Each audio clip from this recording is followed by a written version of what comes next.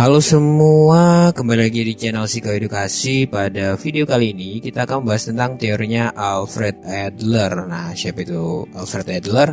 Sekilas saja, Alfred Adler tuh lahir di Rudolfsheim, Vienna, di Austria, 7 Februari 1870 dan meninggalnya di Aberdeen, Skotlandia pada tanggal 28 Mei 1937. Jadi awalnya Adler ini seorang dokter spesialis mata, lalu beralih menjadi dokter umum, kemudian mempelajari psikoanalisa dan membentuk Vienna Psychoanalytic Society bersama dengan Freud dan beberapa ilmuwan lainnya. Jadi awalnya dokter, habis itu belajar psikoanalisa dan jadi ilmuwan psikologi. Salah satu yang dibahas sampai hari ini. Oke. Tapi seiring berjalannya waktu, Adler merasa kurang cocok dengan teori psikoanalisa, lalu mendirikan komunitas sendiri yaitu individual psychology. Nah, dari ketidaksepakatan dengan Freud, dia akhirnya membentuk yang namanya individual psychology tadi, dan beberapa hal yang bertentangan dengan Freud. Ini salah satunya, Freud itu punya pandangan bahwa manusia itu hidup dimotivasi oleh kenikmatan atau pleasure. Jadi manusia itu selalu mencari kesenangan, seks misalnya. Manusia hidup selalu didorong oleh dorongan seksnya, sedangkan menurut Adler, yang memotivasi manusia itu adalah dorongan sosial, bukan dorongan seksual. Dan yang kedua, Freud berpandangan bahwa kepribadian manusia itu sebagai proses biologis dan mekanistik, penuh dorongan biologis yang menghasilkan kepribadian, yang kepribadian itu sifatnya udah mekanis, ya kayak udah pasti begitu gitulah. Kalau misalnya dipencet tombolnya, tombol ini dipencet, nyala kayak gitu. Jadi lumayan mekanis lah. Dan sedangkan menurut Adler enggak, manusia itu punya pengalaman individu masing-masing dan menjadi penuh makna, dan juga ego juga aktif menciptakan pengalaman baru untuk pemenuhan gaya hidup yang unik. Jadi kepribadian manusia itu enggak mekanis, dia bisa berubah-ubah seiring dengan pengalaman. Dan setiap manusia punya persepsinya sendiri terhadap pengalaman yang dialami.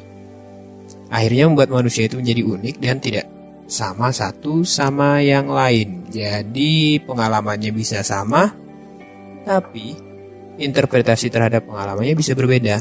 Persepsi terhadap pengalaman tersebut juga bisa berbeda. Itu yang membuat manusia unik. Gak ada yang sama menurut Adler. Terus selanjutnya, yang Adler juga tidak sepakat adalah Freud berpendapat bahwa pusat kepribadian itu terletak pada ketidaksadaran. Ketidaksadaran itu udah pernah tak bahas ya. Boleh ditonton dulu videonya, mungkin balik lagi ke sini boleh. Ya intinya, menurut Freud, kepribadian itu terletak pada ketidaksadaran. Banyak hal yang muncul dari ketidaksadaran dan manusia itu banyak dipengaruhi oleh alam bawah sadarnya. Sedangkan menurut Adler, pusat kepribadian itu ya kesadaran. Kita sadar pada kejadian-kejadian yang kita alamin. Dari kejadian itulah kita mengambil persepsi atau menginterpretasi, atau mungkin ya kalau dalam cerita-cerita atau dongeng mengambil hikmahnya yang nantinya mengubah dan membentuk kepribadian kita. Gitu. Nah, dari beberapa perbedaan prinsip yang udah kita bahas tadi, pada dasarnya, teorinya Adler ini sederhana dan ringkas sebenarnya. Jadi manusia lahir dalam kondisi yang lemah dan tak berdaya, yang membuatnya ketergantungan terhadap orang lain secara sosial. Lalu terbentuklah kepribadian-kepribadian itu. Sebenarnya teori Adler ini mencakup 6 hal gitu ya. Nah, yang pertama, kekuatan dinamis yang melatar belakangi aktivitas manusia adalah perjuangan menjadi sukses atau superior ya. Jadi superior itu apa? Superior itu gampangnya percaya diri lah. Kita pakai makna ini dulu aja.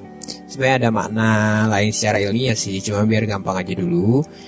Oke, kita bahas ya. Yang pertama, perjuangan menjadi sukses atau superior. Nah, kata Adler, individu memulai hidupnya dalam keadaan fisik yang lemah. Fisik yang lemah ini mengaktifkan perasaan inferior. Inferior itu apa? Ya lawan dari superior. Itu ya, gak percaya diri.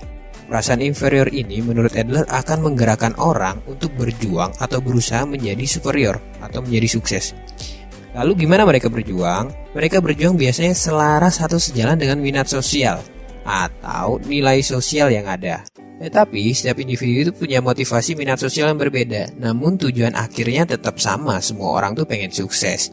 Misalnya ada orang yang pengen sukses dalam dunia musik punk gitu ya, atau metal. Nah metal ini kan sebenarnya dia kan minat sosial terhadap metal atau punk. Walaupun nilai sosial misalnya di masyarakat tertentu itu bertentangan dengan punk atau metal gitu ya. Tapi karena minat sosial individu ini besar terhadap musik metal atau punk, ya kesuksesannya, minat sosialnya ditaruh di sana. Jadi menjadikan individu itu berbeda satu sama lain. Makanya kata Adler, individu itu unik. Setiap orang tuh berbeda. Meskipun dilahirkan dalam keadaan yang sama, misalnya di lingkungan yang sama, bisa jadi minat sosialnya berbeda. Jadi, perilaku manusia itu dibimbing dengan menciptakan tujuan final yang semu. Kalau kata Adler tuh fictional final goal. Dari mana fictional final goal ini diperoleh? Ya bisa jadi dari keturunan, dari lingkungan. Ya keturunan tuh mungkin ya lingkungan pertama lah ya, dari keluarga. Atau lingkungan yang ada di sekitarnya. Atau lingkungan yang cocok lah. Tujuan finalnya adalah kekuatan kreatif individu itu sendiri, yaitu kemampuan membentuk tingkah laku dan menciptakan kepribadian. Kalau menurut teman-teman semua kesuksesan itu hanya bergerak dari miskin menuju kaya, ya teori Adler ini nggak berlaku untuk orang-orang yang memiliki orang tua sukses misalnya, atau orang tuanya sudah kaya sejak lahir. Nggak juga. Ini aku bahas begini karena hari ini konteks kesuksesan itu banyak diinterpretasi secara materi. Jadi kalau nggak kaya nggak sukses, misalnya kayak gitu ya. Ini ramenya seperti itu. Aku tahu misalnya teman-teman nggak berpendapat seperti itu, ya udah bagus. Cuman coba kita ambil sampelnya orang kaya lah. Ada orang kaya yang selalu was-was misalnya. Dia was-was untuk memilih tempat makan. Misalnya memilih tempat makan untuk mengajak kencan pacarnya lah atau gebetannya. Kenapa gitu? Nah dari sini kan bisa kita tebak kira-kira kenapa dia was-was memilih tempat makan untuk ngajak kencan pacarnya atau gebetannya. Kira-kira perasaan inferior apa yang muncul kira-kira? Satu, mungkin dia takut dibilang tempat makannya murahan. Yang kedua, takut dibilang nggak bisa cari tempat makan yang mewah ya, gitu-gitulah. Atau takut tempat makan yang dipilih tidak sesuai dengan harapannya atau mengecewakan pasangannya. Sehingga apa yang dilakukan? Karena orang ini merasa inferior, kata Adler, dia akan bergerak ke arah superior. Superiornya gimana? Dia bakal percaya dirinya gimana untuk ngajak kencan pacarnya? Ya agar orang ini percaya diri untuk mengajak kencan pacarnya, dia lakukan survei dulu. Mungkin dia cari tahu dari teman-temannya tempat makan yang romantis di mana dan yang mewah mungkin di mana.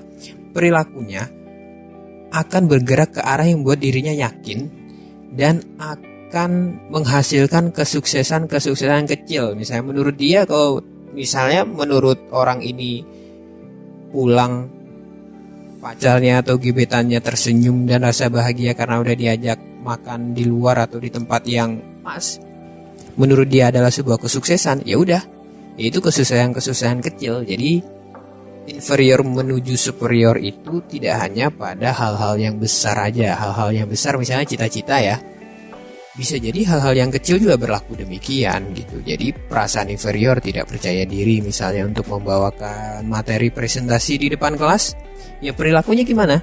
Ya dia akan mempersiapkan sehingga dia bisa menjadi yakin dan percaya diri untuk membawa materi presentasi tersebut di depan kelas.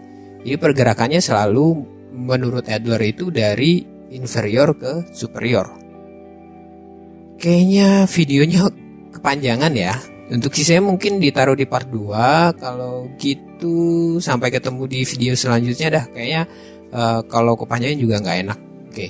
Saya tulis di kolom komentar kalau misalnya ada pertanyaan yang mungkin dapat menimbulkan diskusi tentang psikologi, karena psikologi itu selalu menarik ya, terutama buat aku ya. Itu aja, sekian, terima kasih, sampai ketemu di video selanjutnya.